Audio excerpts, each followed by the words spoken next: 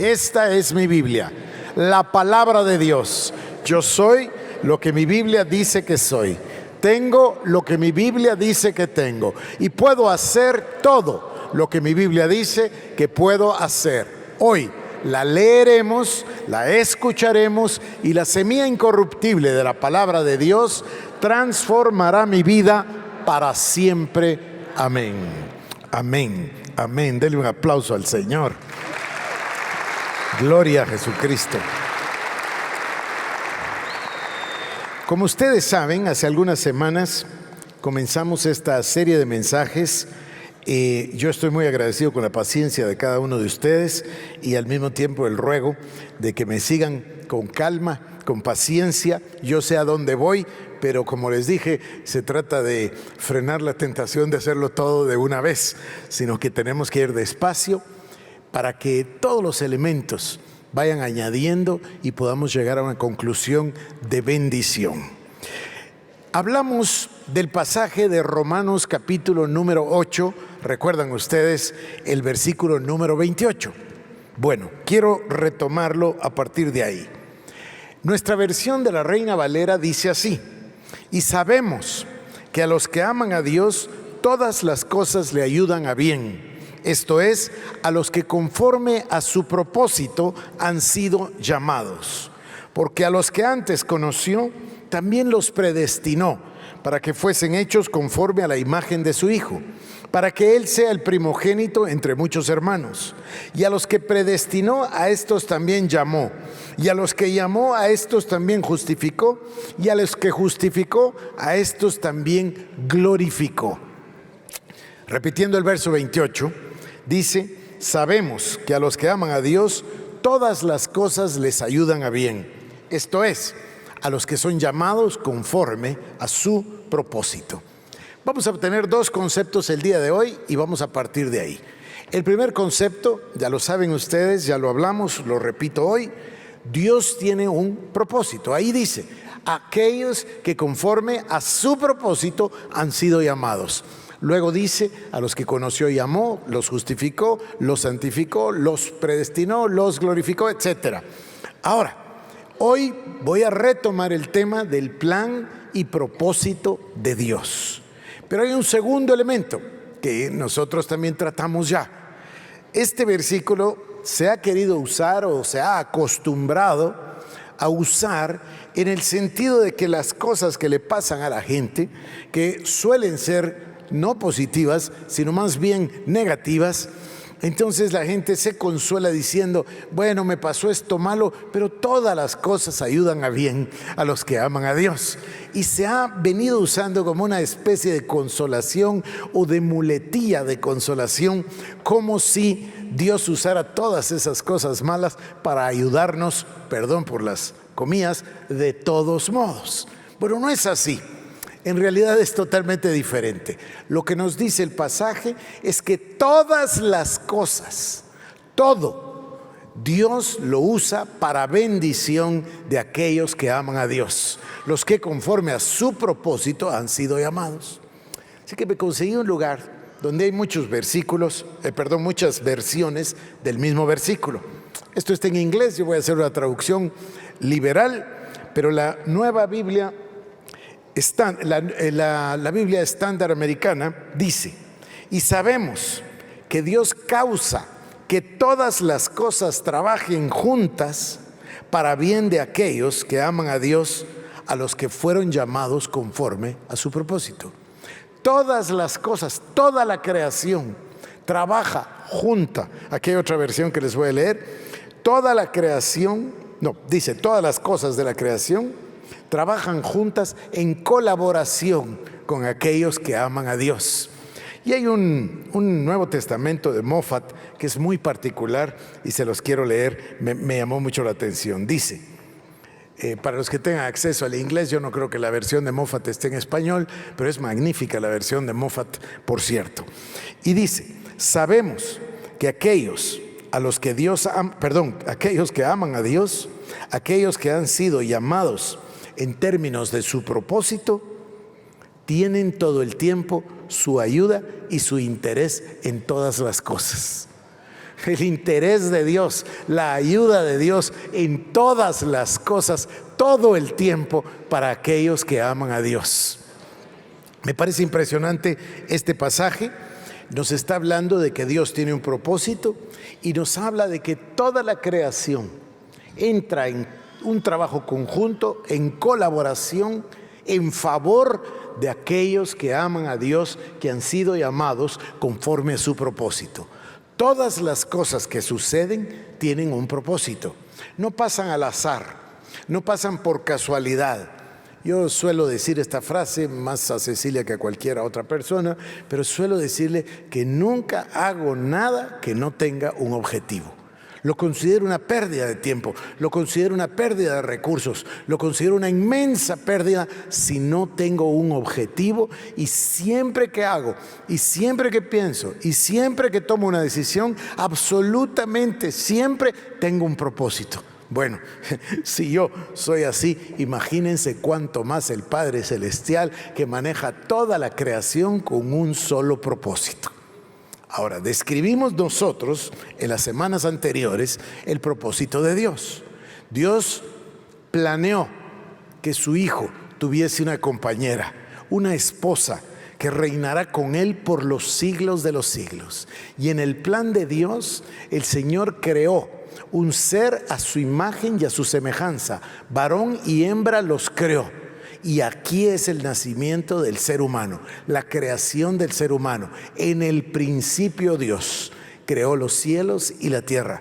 Y Dios crea el tiempo y coloca al ser humano en ese tiempo.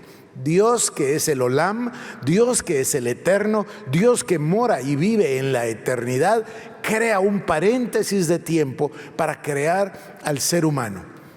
Nosotros lo vimos, Dios creó a su pueblo, lo sacó de una manera milagrosa, sobrenatural, de los lomos de Abraham. Creó al pueblo de Israel y del pueblo de Israel sacó a su hijo. Y tenía un propósito, tanto el Padre como el Hijo. El propósito era ir a la cruz del Calvario con el objetivo de redimir a la humanidad caída, con el objetivo de sacar de ahí a una iglesia. Esta iglesia es la novia. Esa novia será la esposa en la cena de las bodas del Cordero y vivirá con Cristo por los siglos de los siglos, otra vez la eternidad. Es una cosa maravillosa.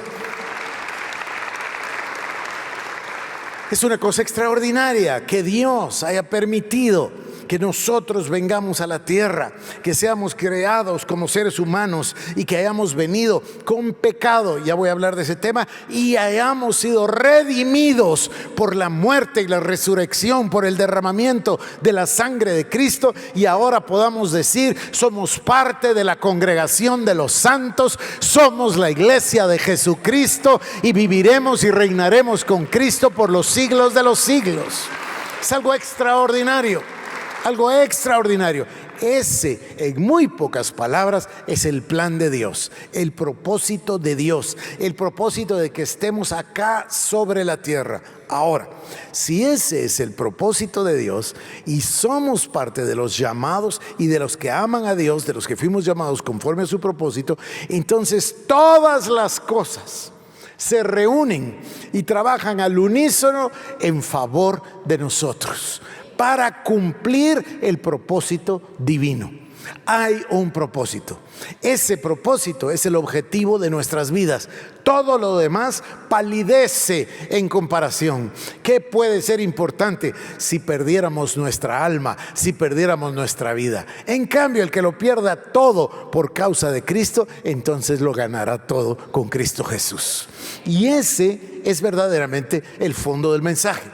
Ahora, la semana anterior tomé el camino de la santidad y hablé, ustedes recuerdan, 2 o 3 frases verdaderamente importantes. La santidad no es un estado, la santidad es una persona que toma el centro de nuestras vidas y se llama Jesucristo. La no santidad, ¿se recuerdan de esa frase? La esencia de la no santidad es que el ego ocupe el centro de mi vida. Si yo ocupo el centro de mi vida, si yo o mi ego es el centro, entonces no lo es Cristo. Entonces no existe la santidad. La semana anterior hablamos del tema de la santidad. Hoy vamos a hablar de un tema diferente, pero que por supuesto nos conduce al mismo sitio. Regresemos al mensaje original. La cruz es el trono de Cristo. La cruz es el sitio de la victoria de Cristo. La cruz, aparente derrota, aparente muerte de nuestro Señor Jesucristo, es el cumplimiento final del propósito de Dios para Cristo en la tierra. ¿Sí o no? Ese era el propósito de Dios. Dios mismo, Dios en la carne, va a la cruz del Calvario. Todo el camino está plagado de una batalla, la describiremos hoy, y Cristo es 100% obediente hasta el último instante. Señor, mi Señor, que no sea mi voluntad, sino la tuya. Y llega a la cruz del Calvario y muere por nosotros. Tiene un objetivo claro que les voy a demostrar el día de hoy en la palabra. Y con esa muerte, el Señor, que no conoció pecado, fue hecho pecado para que nosotros que éramos pecados recibiésemos la justicia de Dios en Cristo Jesús. Un intercambio divino. Nos dio su naturaleza sin pecado, su justificación a cambio de nuestro pecado. Se llevó nuestras enfermedades, se llevó nuestros pecados, se llevó nuestras dolencias, se llevó nuestro rechazo, se llevó todo aquello inherente, aquello que pertenece a la naturaleza adámica, a la naturaleza pecadora, y a cambio nos dio su naturaleza divina y nos hizo ser hechos hijos de Dios y nos dio una novedad de vida. Esto, por supuesto, se llama la salvación o el nuevo nacimiento. Así cumplió Cristo su propósito y luego resucitó y volvió al Padre, y ahí está esperando a su iglesia. Ahora, este sitio de la cruz que nosotros necesitamos comprender y que yo estoy casi dándoles a ustedes gota por gota y dosificando, para entender el tema de la cruz, para entender la victoria de Cristo en el Calvario, se hace necesario, es preciso entender el origen. Y para ello vamos a ir a tratar de comprender el día de hoy la caída del hombre en el jardín. Y cuando digo el hombre, de la pareja, del ser humano en el jardín. Para entender el Calvario es necesario entender de primero la caída. Así que el día de hoy vamos a ver ese tema y vamos a poder traer luz al tema de la cruz del Calvario. Vuelvo a repetir, para comprender lo que sucedió en la cruz es necesario entender primeramente lo que sucedió en la caída del hombre en el jardín. Vamos a Génesis capítulo número 1 y Salmo número 8. Génesis capítulo número 1 y Salmo número 8. Quizás para mí resulta un poquito tedioso hacerlo tan despacio, pero creo que es beneficioso que todos veamos con nuestros ojos la palabra de Dios. Así que vamos a Génesis capítulo número 1, versículo 26, un versículo tan conocido para todos nosotros. Dice: y dijo Dios, hagamos al hombre a nuestra imagen, conforme a nuestra semejanza, y señoree en los peces del mar, en las aves de los cielos, en las bestias, en toda la tierra y en todo animal que se arrastra sobre la tierra. Y creó Dios al hombre a su imagen, a imagen de Dios lo creó, varón y hembra los creó. Y los bendijo Dios y les dijo: fructificad y multiplicaos, llenad la tierra y sojuzgadla, y señoread en los peces del mar, en las aves de los cielos y en todas las bestias que se mueven sobre la tierra. Escuchen lo que voy a decir. Dios creó los cielos y la tierra, todas estas cosas maravillosas, y después creó al ser humano, varón y hembra los creó, y después les dio el dominio, les dijo: señoread, sojuzgad la creación, sé el Señor. Le entregó el dominio de toda la creación.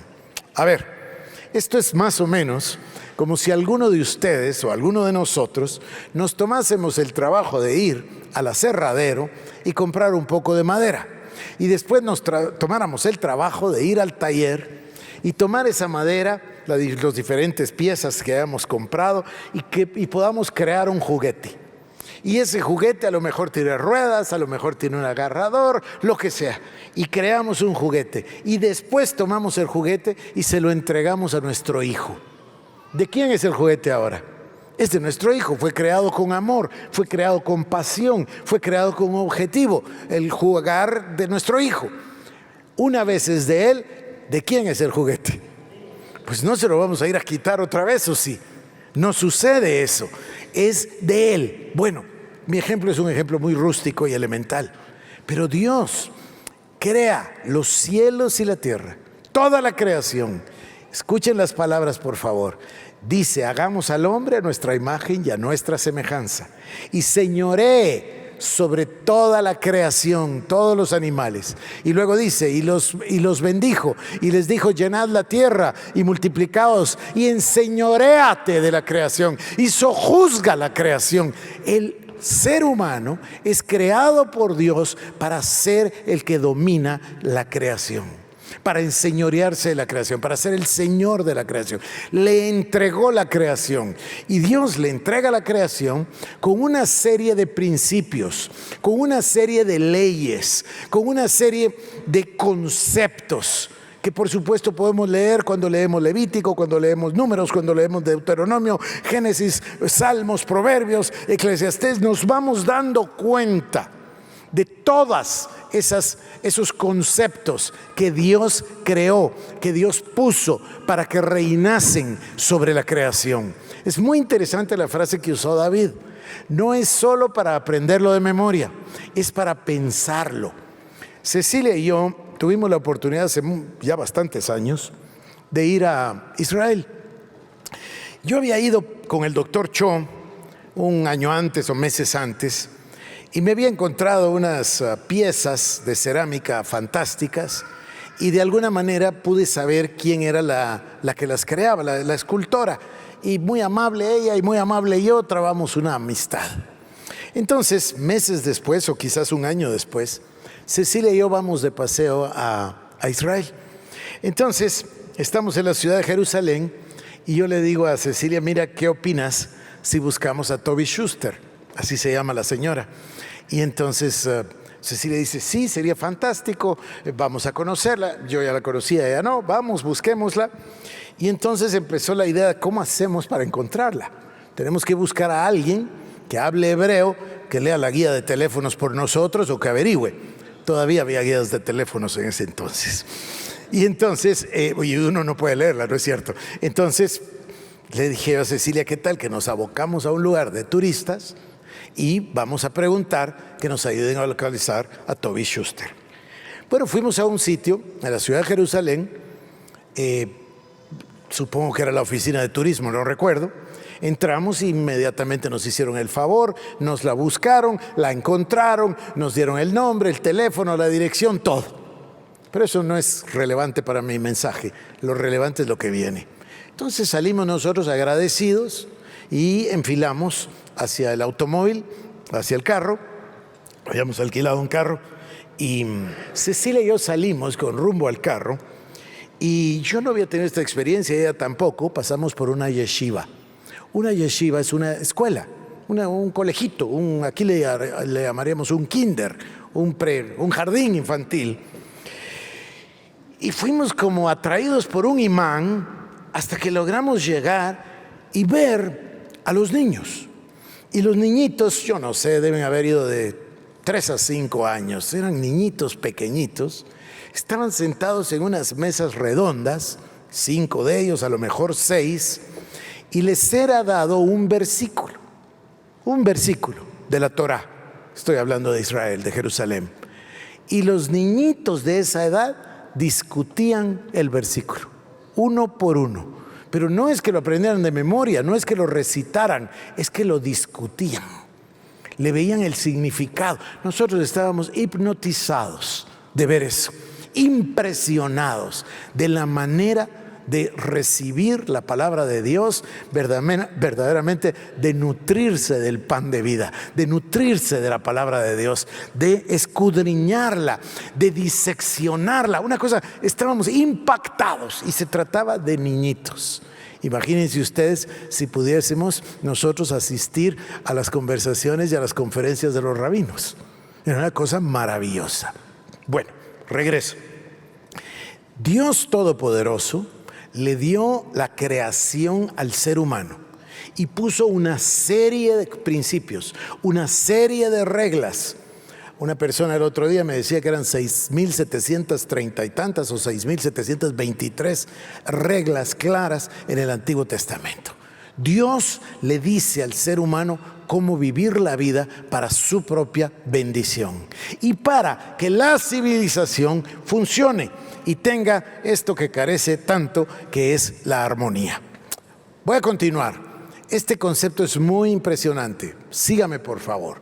Dios dijo: hagamos al hombre a nuestra imagen y a nuestra semejanza, y señoree en los peces del mar, en las aves del cielo, etc.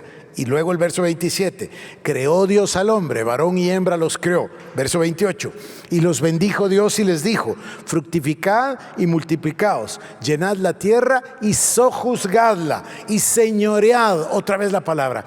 Dios le entregó al ser humano el señorío. Dios le entregó al ser humano el dominio. Venga conmigo al Salmo número 8. Salmo número 8. Dice así: oh Jehová, Señor nuestro, cuán glorioso es tu nombre en toda la tierra. Has puesto tu gloria sobre los cielos. De la boca de los niños y de los que maman fundaste la fortaleza, a causa de tus enemigos, para hacer callar al enemigo y al vengativo. Cuando veo los cielos, veo la obra de tus dedos, la luna y las estrellas que tú formaste. Digo: ¿qué es el hombre para que tengas de él memoria? Y el hijo del hombre para que lo visites. Escuchen el verso número 5. Le has hecho poco menor que los ángeles y le coronaste de gloria y de honra. Le hiciste señorear sobre las obras de tus manos. Todo lo pusiste debajo de sus pies, ovejas y bueyes, todo ello, y asimismo las bestias del campo, las aves de los cielos y los peces del mar, todo cuanto pasa por los senderos del mar. Oh Jehová, Señor nuestro, cuán grande es tu nombre sobre toda la tierra. Es impresionante, ¿no? Dice: lo hiciste un poco menor que los ángeles, lo coronaste de gloria y de honra, y le hiciste señorear sobre las obras de tus manos. Este es el principio básico para comprender la cruz. Dios crea los cielos y la tierra y todo lo que en ella hay, y luego se lo entrega al ser humano con el propósito de que el ser humano señoree sobre toda la creación, tenga dominio sobre toda la creación, sojuzgue toda la creación. Dios le dio, esta es la expresión exacta, Dios le dio al hombre dominio total sobre toda la tierra, sobre toda la creación. ¿Se recuerdan del mandato cultural? En Génesis 2:15, Dios puso al hombre en el jardín con el objetivo de que lo cultivara y lo guardara. Dos acciones, recuerdan. Guardar es una acción pasiva. Cultivar es una acción, valga la redundancia, activa. Lo mismo que somos la sal de la tierra o somos la luz del mundo. La sal de la tierra tiene como objeto preservar, conservar, guardar. En cambio, ser la luz del mundo tiene como objeto activo el invadir las tinieblas, el crear cultura. Por eso se llama el mandato cultural, porque dice cultivar la tierra. De ahí sale la palabra cultura. Todos los hechos del ser humano, sus acciones o sus manifestaciones o sus artefactos, esos tres elementos conforman lo que se llama la cultura, la generación de cultura. Dios puso al ser humano a cargo de toda la creación. Y ahora vamos a ver el siguiente punto. El ser humano falló, pecó, todos lo sabemos, ¿no es cierto? Dios le dio un mandato y le dijo: del árbol que está en el centro, de ese no comerás, porque si de él comieres ciertamente morirás. Pero el diablo vino, porque el diablo ha tratado de estropear el plan de Dios todo el tiempo, y vino sobre el ser humano y el ser humano decidió desobedecer a Dios. Cuando Adán y Eva desobedecen a Dios, obedecen al diablo. Sígame, por favor. Cuando obedecen al diablo, trasladan su lealtad de Dios hacia Satanás. Eso es lo que pasa. Y le entregan el dominio de la creación. Usted dirá, Satanás, muy astuto. Sí, podemos hablar, ya hablaremos en su momento de Satanás y de su astucia. Pero en su astucia engaña al ser humano y el ser humano peca. Ahora, ¿qué significa pecar? Pecar significa que tomó la lealtad, la obediencia, el amor, el seguimiento a este Dios que le había dado la creación, advertida o inadvertidamente, toma el dominio y se lo entrega a Satanás. Y Satanás llega a ser el poseedor legal del dominio, porque se lo entregó al hombre. Por eso es que Satanás le puede decir a Jesucristo en el Nuevo Testamento: te doy todos los reinos del mundo porque a mí me fueron dados. Este momento, por eso es tan importante entender la caída, ese momento, el traspaso de la lealtad a Dios a la lealtad al diablo, eso es el pecado. Eso es lo que hacemos cada vez que le fallamos a Dios. Eso es lo que hacemos cuando cometemos pecado. Le quitamos la lealtad a Dios. Esta palabra lealtad es una palabra muy importante. Es una de esas palabras fundamentales. Algunos de nosotros somos un poquito obsesivos con eso, pero yo sí soy así. Yo sé ser leal, pero también demando lealtad.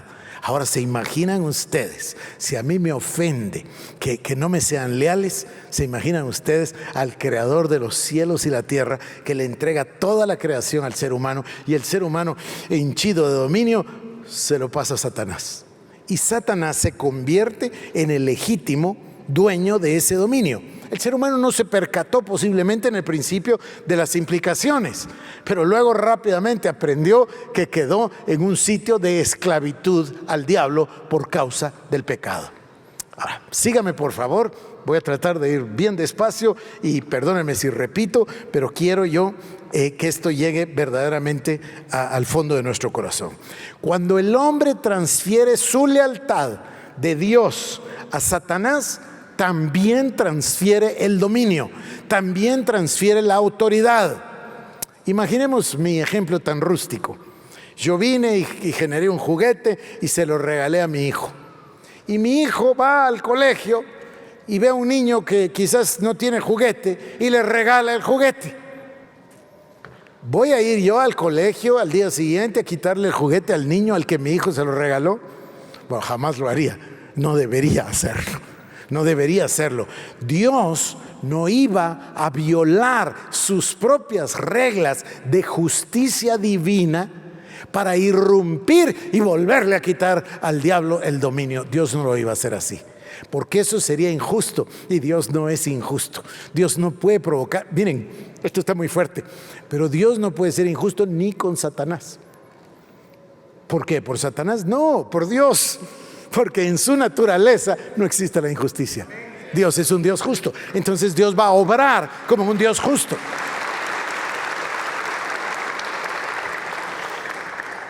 No les puedo dar nombre y apellido, pero yo conocí una persona muy recta, un cristiano así, muy recto.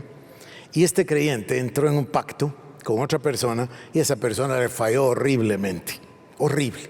Entonces un día que desayunamos, y yo que me atreví, pues una persona mucho mayor que yo, le pregunté y le dije: mire, disculpe, le puedo hacer una pregunta, si no quiere no me contesta, pero la pregunta es: ¿por qué usted no respondió? Y me contestó, miren, me impresionó esta contestación, un hombre de 85 años. Me dijo: porque yo entré en un pacto y el hecho de que la otra persona fallara el pacto no es excusa para que yo también fallara. Yo mantuve mi parte del pacto. Me pareció impresionante esto, me pareció impresionante. Dios no va a irrumpir, agarrar al diablo, que por supuesto puede, agarrar al diablo y quitarle la creación y volvérsela a dar a Adán. No, Dios no lo iba a hacer así. Dios inmediatamente, abran Génesis 3:15, Dios inmediatamente hizo un plan. tenía necesidad de llenar todos los requisitos de la corte celestial, todos los requisitos de la justicia divina para poder recuperarlo. Este es el plan. Dice la palabra, si quieren vamos juntos a Génesis capítulo número 3 y verso 15, por supuesto que ustedes ya saben lo que dice, pero me parece que es importantísimo que lo veamos y lo leamos. 3:15 dice: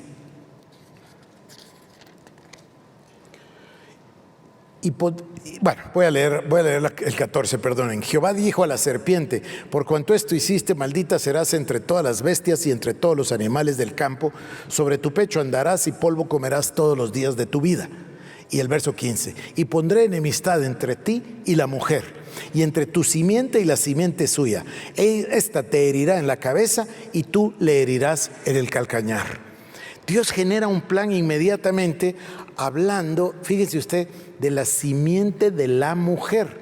Podría decir la simiente del hombre, podría decir la simiente de la pareja, pero no dice eso, dice la simiente de la mujer. El plan tenía que ser perfecto. El hombre ahora, y ustedes lo saben por Romanos capítulo número 5, porque el pecado entró en uno, el pecado entró en todos. Eso se llama la naturaleza adámica o la naturaleza pecaminosa. A partir de ahí, los hijos de Adán y de Eva y sus nietos y bisnietos, y etcétera, todos venimos al mundo concebidos en pecado, en iniquidad. Y venimos pecadores. Así es lo que enseña la Biblia. Entonces, el hombre, el ser humano, que había tenido el dominio de Dios, dado por Dios y que se lo había entregado a Satanás, ya no califica para rescatarlo. Porque ahora, vuelvo a insistir en esta frase, ahora es un esclavo de Satanás porque es esclavo del pecado, es esclavo de la carne, es esclavo de sus concupiscencias, es esclavo, etcétera, etcétera, etcétera. Es esclavo del pecado y por eso es esclavo de Satanás. Entonces el ser humano no tiene manera de redimirse a sí mismo, no puede luchar con el diablo, y el diablo ahora ejerce el señorío no solo sobre la creación, sino también sobre el hombre. Síganme, por favor, están muy callados. El diablo ahora es el señor de la creación. Hermano Harold, ¿de dónde saca eso? Léalo usted mismo. No es el príncipe de la potestad del aire, no es el príncipe de este mundo, no es el rey del mundo, etcétera. La Biblia lo dice. Entonces, Satanás mismo lo dice, porque todos estos reinos son míos, se lo está diciendo a Jesucristo. Todos estos reinos son míos porque a mí me fueron dados. ¿Se recuerdan ustedes? Entonces, él es ahora el poseedor legal. Y ese dominio no lo extiende solo sobre las cosas, sino que ahora lo extiende incluso sobre los seres humanos. Pasamos a ser esclavos del pecado, esclavos de la concupiscencia, esclavos de Satanás.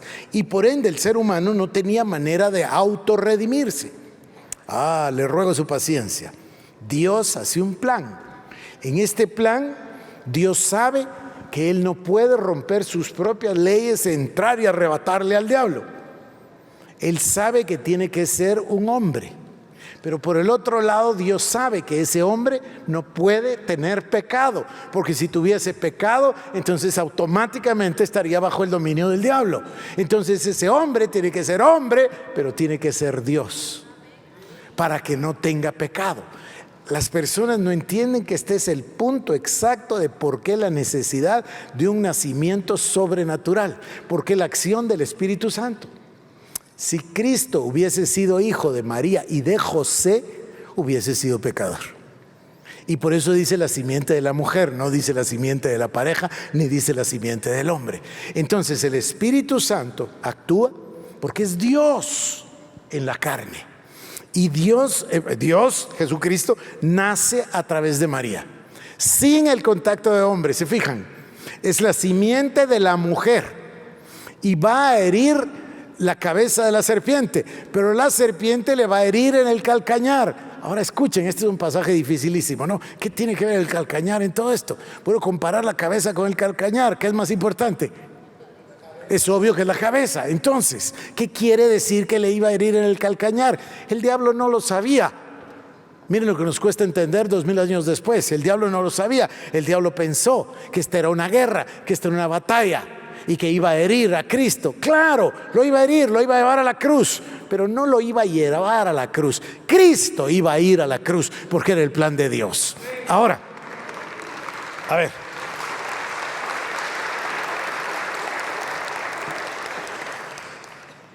Satanás se convierte entonces en el gobernador, el gobernante, el señor legal de este mundo. Ya les leí príncipe de este mundo, el príncipe de la potestad del aire, el Dios de este mundo, ya les comenté. El título de dominio del hombre pasó a las manos de Satanás. Esto es legal, esto es justicia divina. Dios no puede ser injusto. No va a violar sus propias reglas de justicia divina. Entonces se hace necesario ese plan de redención, y en el plan de redención, para recuperar el dominio legal, tiene que ser un hombre quien lo ejecute. Bueno, ya les hablé del hombre, pero ya les hablé del pecado. Entonces, Dios viene en la carne.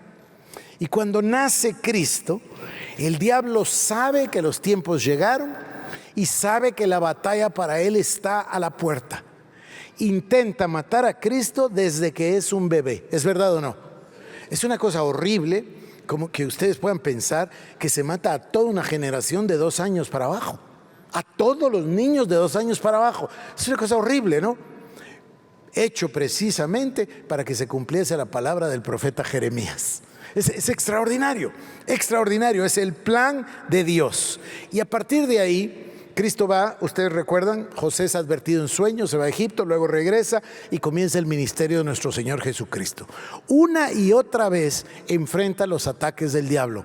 Es una batalla total, es la batalla cósmica, es la batalla, la más importante batalla de toda la historia de la creación.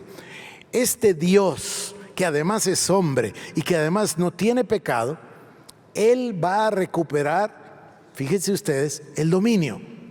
Van a ver esto, pero para recuperar el dominio lo hace a través de la guerra, no, a través de la fuerza, no, a través de las luchas y las batallas y las armas, no, a través de la obediencia y a través del momento más importante de la creación para nosotros, que es la cruz del Calvario. Por eso decíamos, la victoria está en la cruz, el trono está en la cruz. Es una paradoja. Parecería que la cruz es un momento horrible, parecería que la cruz es un momento de muerte. El diablo debe estar pensando en el calcañar, pero no se da cuenta que le van a aplastar la cabeza. Cristo va a la cruz, le trata de desincentivar hasta su mejor servidor Pedro. Señor, que no te pase esto, ¿cómo va a ser? No puedes dejar que eso suceda. El diablo usa todas las artimañas para tratar de evitar, pero Cristo tiene una característica, y esta es la característica, la obediencia. Y en el momento más duro pronuncia esas palabras que acabo de mencionar: Señor, que no sea mi voluntad sino la tuya. Y va a la cruz del Calvario. Ahora, a mí me parece que es muy importante que yo les haga ver una cosa que también es muy grande, y tiene que ver con que el usurpador no mató a Cristo en la cruz. A ver, alguien estaría tentado a decir, el diablo lo logró y mató a Cristo. No es verdad, porque la palabra de Dios dice en Juan 17 y 18 que Él puso su vida porque la puede poner y la puede quitar. Ahí vamos a ir a ese pasaje en un momentito. Una y otra vez, el diablo tentó a Cristo, pero Cristo lo venció. ¿Con qué arma? ¿Recuerda? Con la palabra de Dios, con la palabra, una y otra vez con la palabra. Hoy en la mañana Cecilia me leía un pasaje en Apocalipsis 12:11, y el pasaje dice, habla de los que vencen, y dice, y los que vencieron, vencieron por la sangre del Cordero y por la palabra de su testimonio. Pero eso es Cristo, lo venció por la palabra de su testimonio y por su propia sangre. Y nosotros somos seguidores de Cristo. Entonces, el Señor va a la cruz. Es el momento más importante. Para entender la cruz hay que entender la caída. En la caída el ser humano transfirió el dominio de la creación a Satanás. En la cruz del Calvario el Señor Jesucristo legalmente va a destruir a Satanás y va a recuperar el dominio de la creación. ¿Por qué digo destruir a Satanás? Quiero mostrarles otros pasajes. A ver, déjeme recapitular. Satanás hace un esfuerzo desesperado, y en su esfuerzo desesperado lleva a un inocente, el único inocente, a la muerte. Y lo lleva a la muerte. Véngase conmigo a Juan capítulo 10, por favor. Evangelio según San Juan capítulo número 10. Me gustaría que lo leamos juntos o que lo veamos. Juan 10, versos 17 y 18 dicen así. Porque yo quisiera que no nos equivocásemos y pensáramos que el diablo le quitó la vida a Cristo. Dice 10:17, Juan 10:17, así como el Padre me conoce y yo conozco al Padre, pongo mi vida por las ovejas. También tengo otras ovejas que no son de este redil. Aquellas también debo traer y oirán mi voz, y habrá un rebaño y un pastor. Por eso me ama el Padre, porque yo pongo mi vida para volverla a tomar. Cristo conocía perfectamente el plan. Cristo estaba en el principio con Dios, porque Cristo es el Verbo y sin Él nada de lo que fue hecho hubiese sido hecho. En el principio Dios, ¿recuerdan? Entonces, Cristo conoce perfectamente el plan. El plan es ir a la cruz del Calvario y poner su vida. Pero Él sabe, verso 17, por esto me ama el Padre, porque yo pongo mi vida para volverla a tomar. El Señor Jesucristo es Dios, Él tiene esa capacidad. Cuando el diablo llevó a la cruz a un inocente sobre quien no tenía poder, porque Cristo no estaba bajo el pecado, entonces como Cristo no tenía pecado, el diablo no tenía poder sobre él. Lo lleva a la cruz y Cristo pone su vida. Por eso era necesario el nacimiento sobrenatural de Cristo. Hebreos capítulo número 2 y versículo número 14. Escuchen este versículo, por favor. Así que, por cuanto los hijos participaron de carne y sangre, él también participó de lo mismo, para destruir por medio de la muerte al que tenía el imperio de la muerte, esto es, al diablo. ¿Qué sucedió cuando Cristo fue a la muerte? Por medio de la muerte destruyó a aquel que tenía el imperio de la muerte, esto es, al diablo. Ese momento de la cruz, paradójico porque parece sufrimiento, es el momento de la victoria de Cristo sobre el diablo. Ese momento tan importante, porque ese es el momento más importante que puede existir para la iglesia. Es el momento del cumplimiento del plan de Dios a través de la obediencia del Hijo. Va a la cruz del Calvario y se imaginan ustedes que el diablo y todos los demonios están felices. Matamos a Cristo y oh sorpresa, se deja venir la destrucción sobre ellos, aparte por supuesto de la resurrección de Cristo, porque puede poner su vida y también puede volver a tomarla.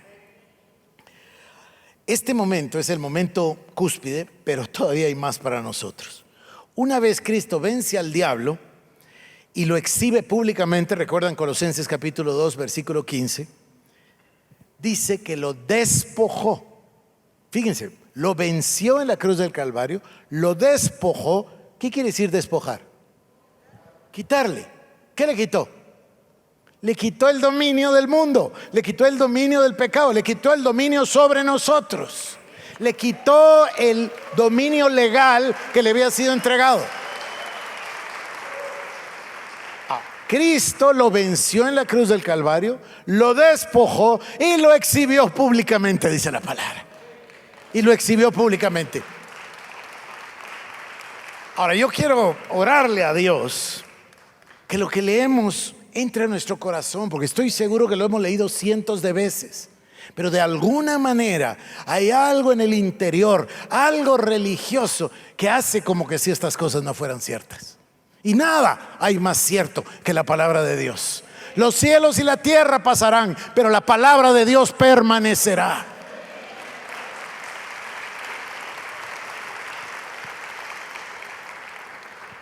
Cuando Cristo vence al diablo, destruye al que tenía el imperio de la muerte, esto es al diablo, recupera el dominio. Ahora venga conmigo a Mateo capítulo 28 y Lucas capítulo 10. Mateo capítulo 28 y Lucas capítulo número 10. Vamos al capítulo 28 de Mateo y el versículo número 18. Y dice así: Y Jesús se acercó y les habló diciendo: toda potestad me es dada en el cielo y en la tierra. ¿Por qué le fue dada toda potestad en el cielo y en la tierra?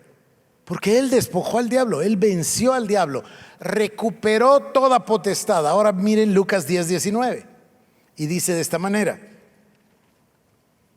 he aquí, os doy potestad de hollar serpientes y escorpiones y sobre toda fuerza del enemigo, y nada os hará daño. Yo pienso que tengo que repetir las cosas una y otra vez. Cristo Jesús va a la cruz del Calvario. ¿Cuál es su arma? El sacrificio, la obediencia, la negación de sí mismo. Bueno, vamos a usar la palabra obediencia. Va a la cruz del Calvario, obedece, va sin pecado. El que no conoció pecado fue hecho pecado para que nosotros pecadores recibiésemos su justicia, la justicia de Dios en Cristo Jesús.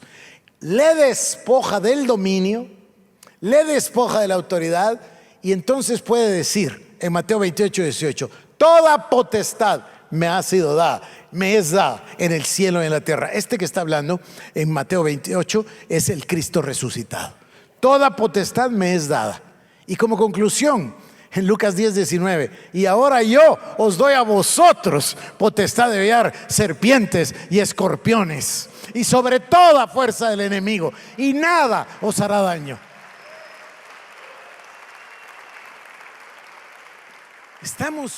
Estamos viendo delante de nosotros desplegarse el plan de Dios.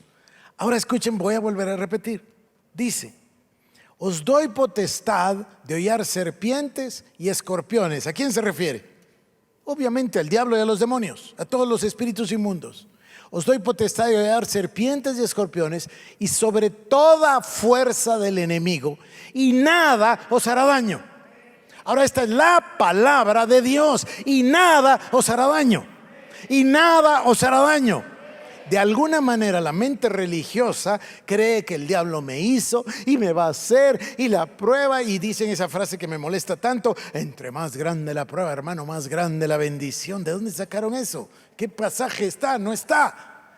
Pero la gente cree eso. Entonces le da autoridad. Yo no sé si consciente, inconsciente, subconsciente, no me interesa, pero le da autoridad al enemigo para que nos haga daño. ¿Por qué no mejor decir: toda potestad le fue dada a Cristo, y Cristo nos dio potestad de hollar serpientes y escorpiones y sobre toda fuerza del enemigo, y nada nos hará daño? Nada nos hará daño.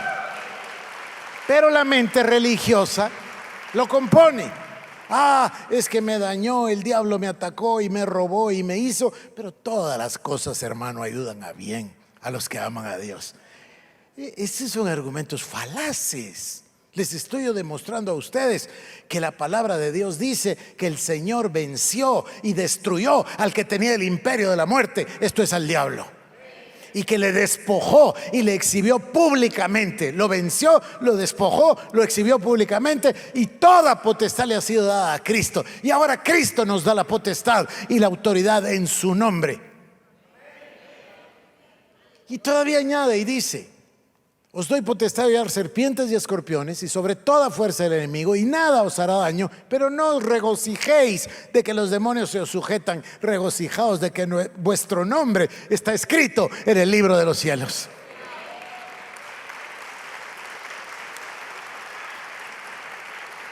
El centro de la Biblia es la búsqueda amorosa de Dios para una pareja, para su Hijo Jesucristo eternamente. Entonces, ¿cuál es la meta nuestra? Déjenme dar un concepto y luego paso a la meta nuestra. Ahora, les hago una pregunta. ¿Cristo venció al diablo?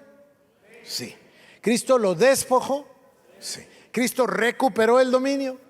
Toda potestad le es dada a Cristo, y ahora la potestad, ya otra vez Cristo se la da a la humanidad redimida, que se llama la iglesia. Ahora, fíjense lo que voy a decir. Aún en nuestro sistema guatemalteco tenemos nosotros el ejecutivo, el legislativo, el judicial. El legislativo está encargado de hacer las leyes. Entonces el legislativo dice, por ejemplo, ¿verdad? Dice el homicidio es esto y esto, pero si tiene 5 agravantes, entonces se convierte en asesinato y el asesinato tiene la pena, etcétera, la ley. Pero luego viene el judicial, el organismo judicial. El organismo legislativo hizo la ley. El organismo judicial tiene que seguir un juicio, un proceso y decir, mire, el señor fulano es culpable y le da una sentencia. ¿Es correcto? Bueno, pero luego entra el ejecutivo con las ramas de la policía, el sistema de presidios, etcétera, y ejecuta la sentencia. Por eso es que ustedes en las películas siempre han visto que hay unos policías adentro de la corte. Porque ¿qué creen ustedes? Que cuando al juzgado le dicen, le damos 20 años, va a estar contento, ¿a dónde me voy? Por eso están los policías ahí. Y si ven las películas en Estados Unidos, los policías se van acercando. Sí, y después ya se lo llevan, así es. Bueno, hay que ejecutar la sentencia. Nadie va a ir. ¿Ustedes creen que la gente va a ir caminando? Disculpe, ¿dónde queda Pavón? Eso es ridículo, es ridículo. Alguien tiene que ejecutar la sentencia. Escuchen porque esto tiene un gran sentido. Vuelvo de nuevo. ¿El diablo está vencido? ¿Cristo lo venció? ¿El diablo está derrotado? ¿Destruyeron el imperio de la muerte? Cristo se llevó toda la potestad. Le entregó la potestad de llevar serpientes y escorpiones a la iglesia. Nada nos hará daño. Entonces, ¿quién es él o la encargada de ejecutar la sentencia? La iglesia. La iglesia es los embajadores del Señor. La iglesia es la encargada de ejecutar la sentencia. La iglesia tiene que, miren, hay una palabra en inglés que se llama enforce y que se usa a veces en español transliteralizada y dice enforzar. Bueno, es mejor palabra ejecutar, pero enforzar suena mejor. La iglesia es la encargada de enforzar la victoria de Cristo. La iglesia es la encargada de ejecutar la sentencia de Cristo. Ahora le toca a la iglesia levantarse en el poder del Señor Jesucristo con las herramientas que Cristo le dio y volvemos al mismo lugar. La cruz, la muerte de la carne y volvemos a la obediencia. Y además de la obediencia viene otra palabra y esta es nuestra futura palabra, la oración. La oración es la herramienta para ejecutar la sentencia. Es lo que Dios nos dio para que nosotros clamemos que su voluntad sea hecha en la tierra como lo es en el cielo. Y eso es lo que nos va a tocar ahora. Voy a resumir nada más el final. Cristo va a la cruz en obediencia. Cristo va a la cruz en obediencia, muere.